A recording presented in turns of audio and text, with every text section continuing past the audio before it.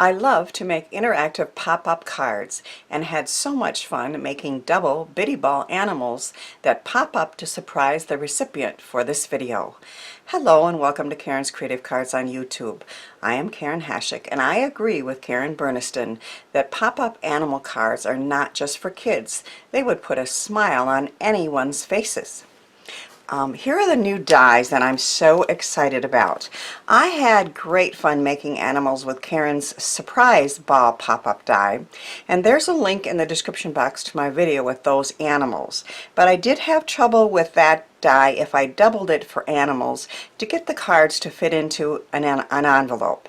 In her newest release, Karen came up with a bitty ball pop-up, which is just like the surprise ball but smaller. So you can choose to create animals or anything with one bitty ball, or with the bitty ball and then the surprise ball, so the head is a little smaller than the body, or with two bitty balls. And that's what I've done today. And then there are some animal add-on dies sets that she came up with that are just brilliant and makes it so easy to create really fun animals, lots of them. So that's animal add-on 2s and that's animal add-on 1s. And I've created a bunch of cards today. This is the first one, and it says Hip Hippo Hooray with a little hippo from one of the new sets. And then when you open it, look what pops up. You see that? It is a really cute hippopotamus that goes around and around, and I created the face with Karen's add-on dies, and I looked online and came up with something fun to say for the person I'm sending this to, which is a child, and it says, what do you call a messy hippo? A hippopotamus. Hippopotamus. So I thought my grandson might like that, and that is the first card. Now all the details on all the cards that I'm going to share today will be on my blog, and of course links to the blog posts are in the description box, and as are links to the products that I'm featuring. So here is another card that I created, and you'll note that in these first samples, all three of them have a different way of holding the ball down and holding the card closed. So that first one was magnets, yep. And then this one is a belly band, and on the belly band is another one of the cute animals from one of the new sets. I think it's called Safari Animals, and it says, why do giraffes have long necks? And then you slide off the belly band, and then the card pops up, and it is a giraffe.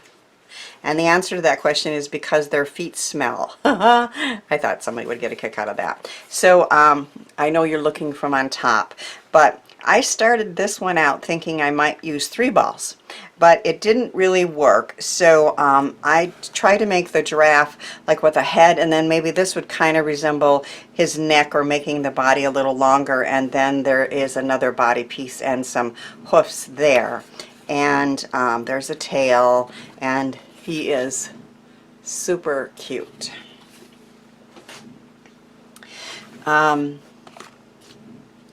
This card closes with a cord around a brad. And I did want to point out that of course you don't have to only use the animal add-ons to make animals. A very popular card from my last video was a dog card, and so I have puppy love on the front, and then you unwind the cord, and then look at this cute guy that pops up. So it is a double bitty ball, and with a really super cute face, and it says, I woof you, I love you. And this does fit down and can be mailed in a square envelope, and then pops up for the recipient. And so that's another way to close the cards. And then I was having so much fun that I just kept going, but I haven't put these in a card yet. This is a fox from the animal add-on 1, and so you can see how they pop up. They're fun to play with even if they're not in a card, right? And then this is a super cute pig.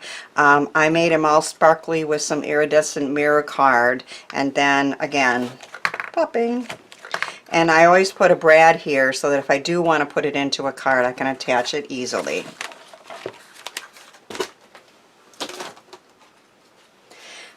My favorite of the new animal add-on dies is the elephant, and I tried to use magnets to hold this card down, but I just used one big one in there, and you'll see, and then to mail it I'm going to put on this cord because you can see that it really doesn't lay flat for an envelope. He wants to get out really bad. So I'm going to show you a different way to make this one, and this is the one I'm going to make, but I'm going to show you a different way that will hold it closed a little bit better. But this one I tried a magnet. It says go wild, and then he pops up. Is he not adorable? I just think all the animals are really cute, but I think the elephant is my favorite. And I'm going to show you how I made that. Now I'm going to change a few things, like I'm going to change how I hold it closed. And on this one, I kind of wished that the cardstock I had used for the features, like the tusk and some other things, was a little stronger. It was a little bit weak. So you learn as you go, and I'm going to show how I used a little bit stronger cardstock to make the elephant. But the first thing I'm going to show you how to do is how to just create a the regular surprise bitty ball. Not surprise ball, but the bitty ball, which is the same as a surprise ball, but just a little smaller. So this is the main piece of, and you cut 4 of these to make a double ball for an animal. And then these are the pieces that decorate, if you wish, the body pieces, the main pieces. And I've finished one, and I've added those on there just to save a little time, and I did put a brad right away into one. So when you're starting with putting these balls together, this is what you have, and there are 2 sides that have flaps. And you're going to fold those wings or those flaps in and glue or tape them in place. For this part of it, I do use a good strong glue. But there are parts that I do not, because I get a little impatient on waiting for it to set up. So but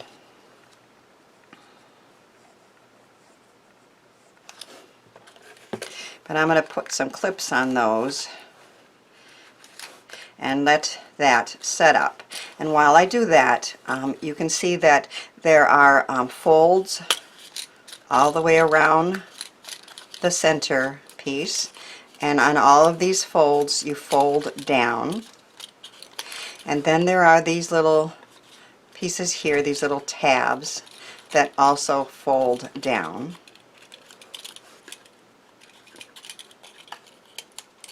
Now I have put strong 2-sided score tape on these little pieces there, but I'm going to use glue to hold these up.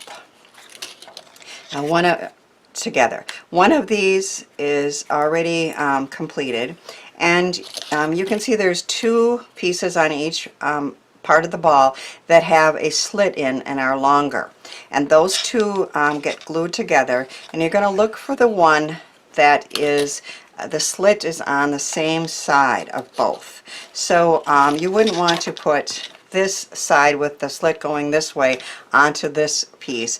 You want the slits to be going the same way.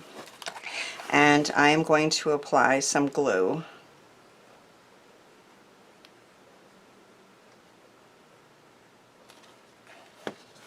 And then line those tabs up and put some clips on to hold those in place.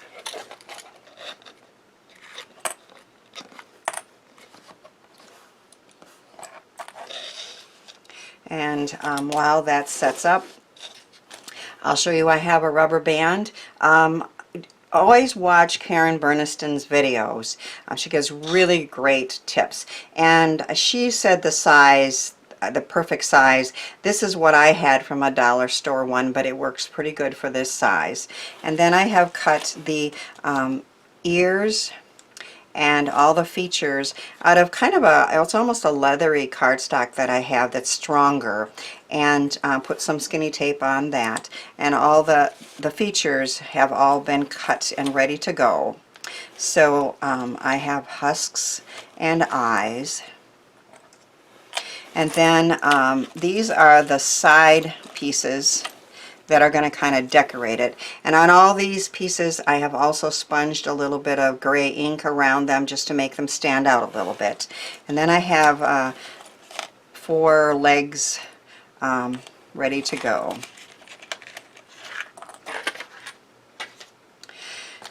So this should be set up.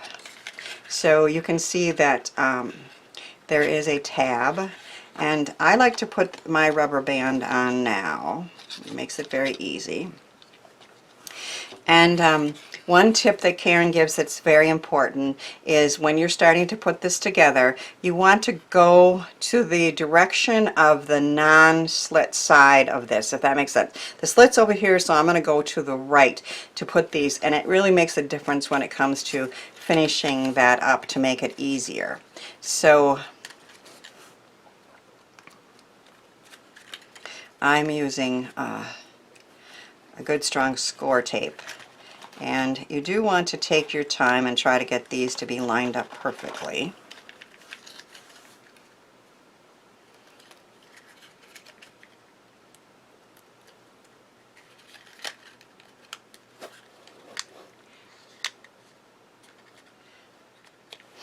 And then once again we are at a slit piece, longer slit piece, and I'm going to use glue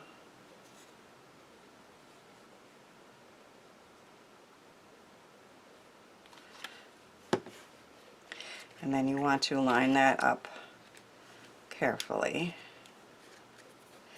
and I'm going to use some clips to hold that in place.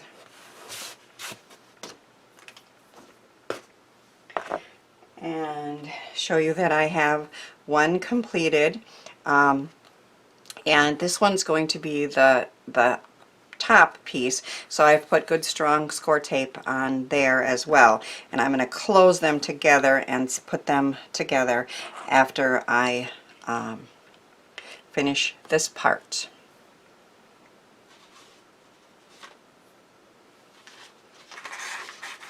While we're waiting for that to set up, I'll show you that the little cute sayings that are in each of the cards, I just went online and printed a free, actually they're supposed to be for Valentine's, from Simple Mom Project. So I thought that was a cute thing to add in there. And I'm using the Stampin' Up! Old World paper embossing folder. I really like how that adds some embossing there, and it just kind of makes it a little more realistic, if you will. And I have put the top piece on there, and all of those pieces were cut out with this die, of course. I think it should be set up, hopefully.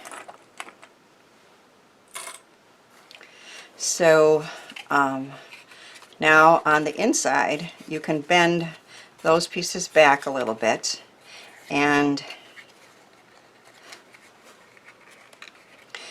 this is the piece that you want to get the rubber band into, and you just slide it in there until it kind of clicks, and then you can see if it's popping, and it is, and then you can finish putting this together.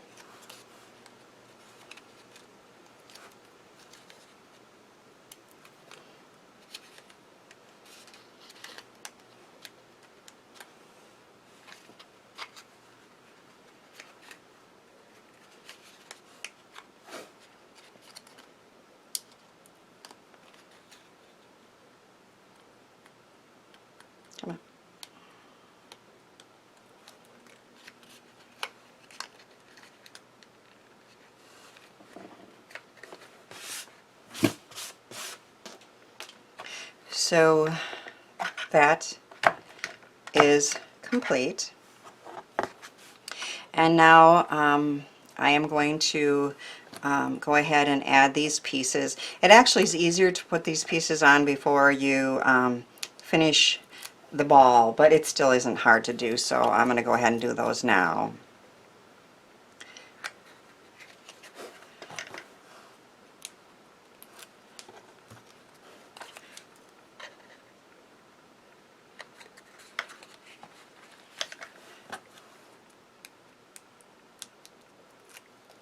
So when you're making them the first few times, you just have to experiment a little bit. I would suggest trying it with paper that you really don't care about. And there are so many cute uses for this. Karen Burniston has a Facebook group that people are posting new animals and ideas every day.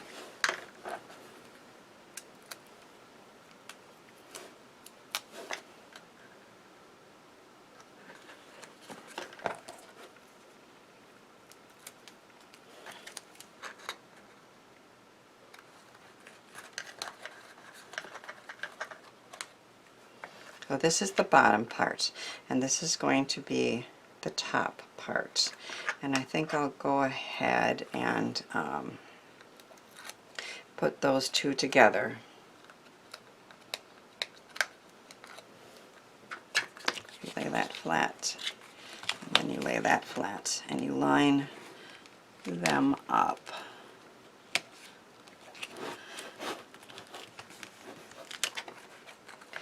And you can see your elephant is going to pop, and he is together, and decide where you want the face to be. So I'm going to start with the trunk and put that on.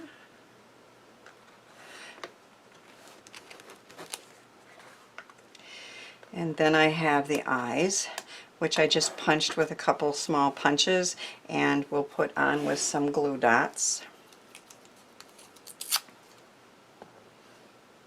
And added a little white marker for some highlights on the eyes.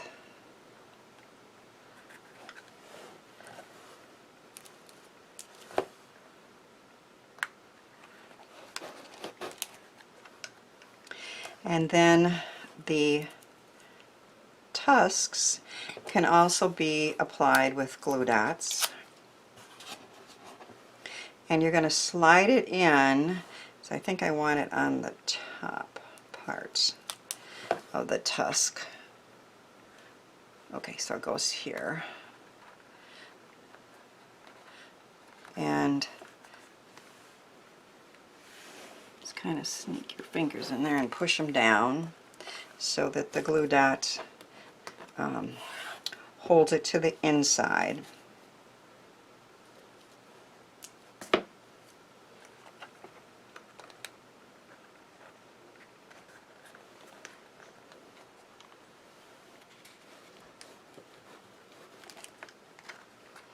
You can see how he's getting formed. Now his ears have a little flap on them, and I put some good strong skinny score tape on that, and we add it up here at kind of an angle.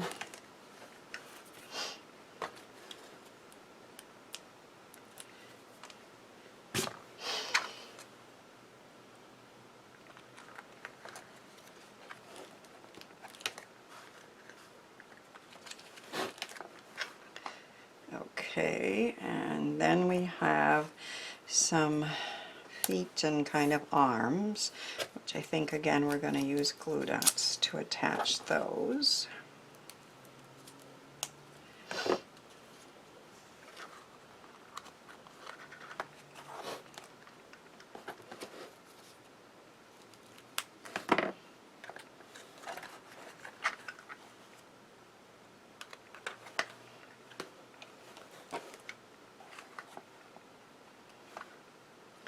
And then the feet.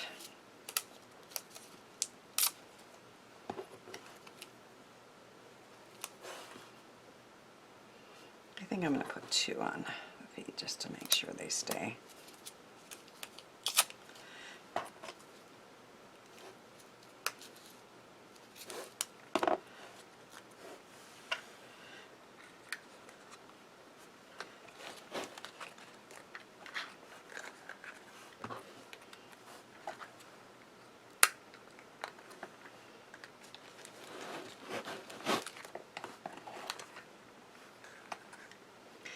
And then just the tail, and I snuck that under, I think,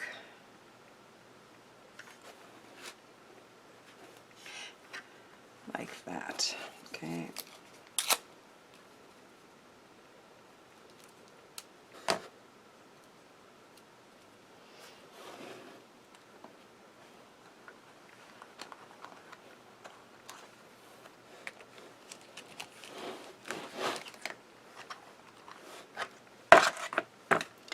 Is he not adorable? I just think he's super cute. And I'm so excited that it's in a size that is easily added to a card that can be mailed. So I have cut a card that is 6 by 11 3/4, and I've scored it at 1 3/4 from one side and 5 inches from the other, and then I trimmed it down just a little bit. So this will fold together easily. This is the new Fronds cover plate, and I've attached that to the front of the card, and then I created a stencil, and I did a little stenciling with this piece just to add some color to that. This is another one of those little Valentines I showed you, and this is Burniston's Crosshatch Rectangle die. They're one of my favorite dies. They add so much interest when you have those rather than just cut a plain piece. I have another crosshatch for the back, and then I have a crosshatch circle for what the elephant is going to get attached to, a cord, and then I have some cute fronds that I might add to decorate. When I put this piece on, I ended up with all these really cool pieces. I just think they're neat, you know, and they're stickers because I put sticky stuff on the back. So they would be fun for decorating a card or whatever, and you know, it's a shame to throw that away. And then this one actually was cut from her other set that is new, that has some other fronds in them, and again, I'm just going to add that to finish up the card. So this is the piece that this is going to attach with, and I cut 2 of the rectangles with the crosshatch, and then this Go Wild is another new set, and then this is a brad that I used a spacer on so I could show you. It just worked out really well. I had these from forever ago, and they were supposed to add a little flower around brads or something, but what it ended up doing, it's a spacer, so it lifts it up a little bit so the cord goes around it easily. And this is going to go on the front. But we're going to start by taking this cord, and you want it to come off this side, and taking some good strong two-sided tape, which that one is done, and attaching this cord to the back of the card. So it's going to come like this, and I'm going to wait to put the back on, because now I can now attach these. I cut a smaller one just to basically cover up the back and that brad.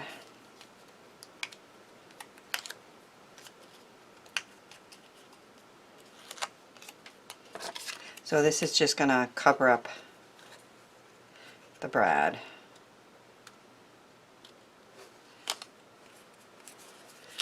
And then we're going to attach this onto the front of the card. So about a little less than half of that side.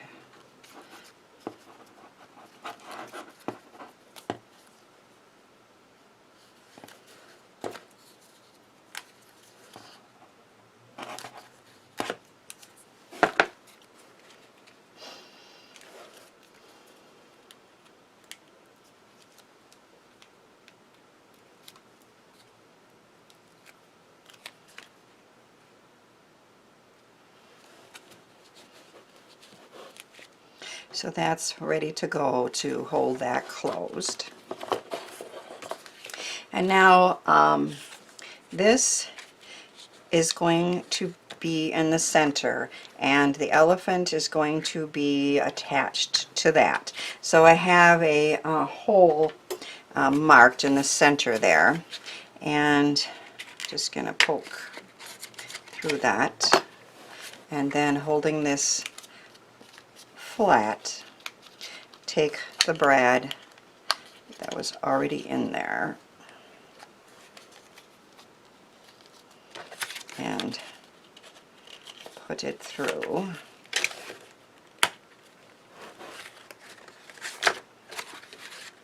And then a suggestion that Karen has, which is a very good one, I mean obviously she has good tips all the time, right, is to use this piece to decide for sure where you want this to be attached to the card. And basically it should, in my case, it's going to be centered. And if you, let's see, put this down, and then you put this where you want it to be, and you make sure that none of it's sticking out, and it's pretty centered. And then you can use the die to mark where you want this hole to be. Can I see that mark? And then poke another hole.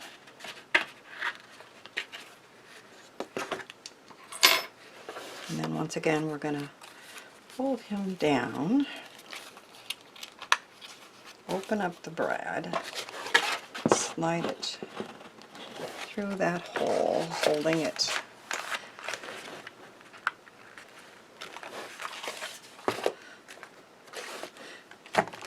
Hello, Mr. Elephant. Isn't he cute? All right, so now we're going to fold him down. Try to hold that down. I think I can close it, right? There's really no reason not to.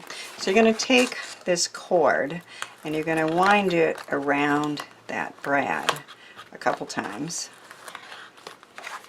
And see how that holds it really nice? And we are going to trim off, I didn't know how much cord to use, so I'm going to just trim it off about there. And then while that's holding it down, I can attach this piece, which is going to cover up all that stuff on the back.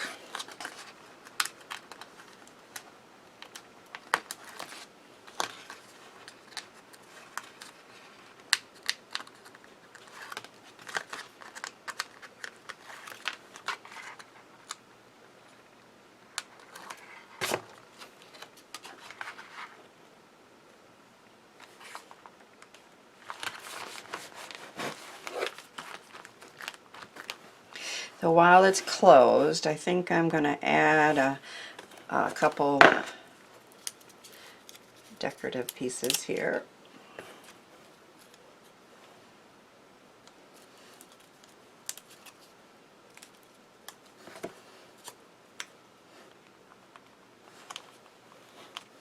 Go wild, and then the recipient would unwind that, and then he would pop up. Isn't he cute? I could add a couple more little pieces, little decorative pieces, and I probably will.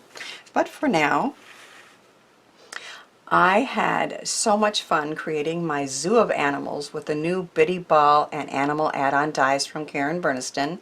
I hope my cards inspire you to give them a try. Thanks for watching, sharing, and subscribing, and thanks too for helping me share the joy of creativity.